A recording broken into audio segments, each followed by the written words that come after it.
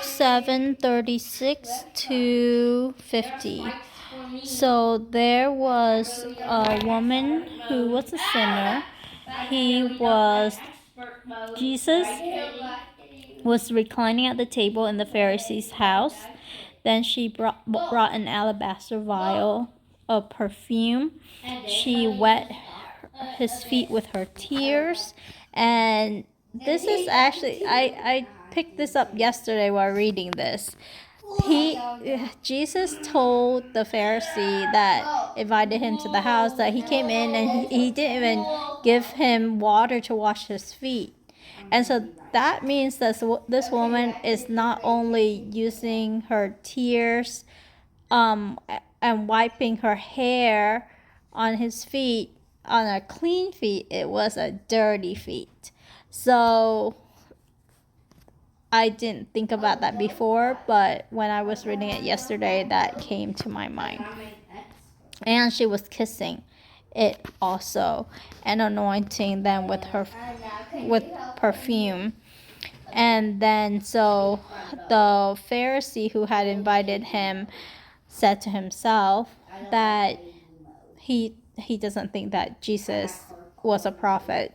Otherwise, he would know that the woman is a sinner and wouldn't let him touch or wouldn't let her touch him, because I guess the Pharisee, they are very strict on cleanliness laws.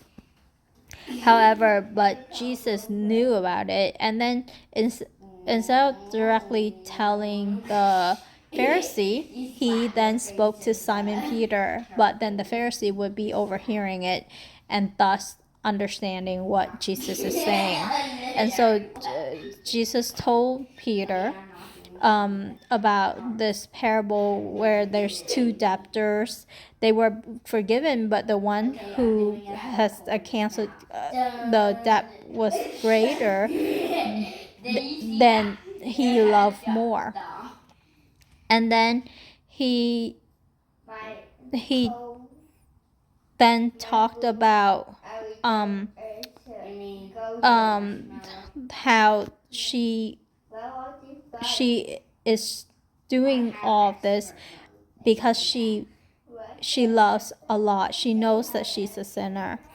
And then he talked about how the Pharisee did not give him a kiss, did not get him water for his feet and things like that, did not anoint his head with oil, but she did all of that in a, like, I would say, for the lack of a better word, like exaggerated, like in a very grandiose, a big display of public affection.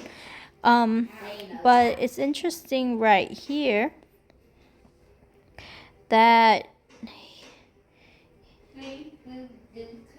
he said to Simon that he entered your house, you gave me no water, so on and so forth. So it's interesting that he was still saying this to Simon and not directly to the Pharisee at this point. And it's interesting that he said, I entered your house, talking to Simon, but probably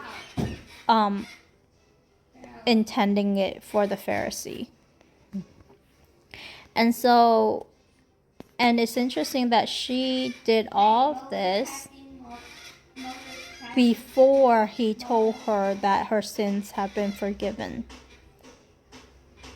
So where is this love? Where is this, like, did he have a previous encounter with her where he helped her out or something? There must have been some background story that we don't understand, or it wasn't recorded for us about this woman. But one of these babies are jumping. She must have had some encounter with Jesus, because it's only after she did all of this that he actually said, your sin have been forgiven, and go in peace, your faith has saved you. So there's a lot to understand here, or that I don't understand. And then so the people that were reclining at the table with him said to themselves, "Who is this man who even forgives sins?"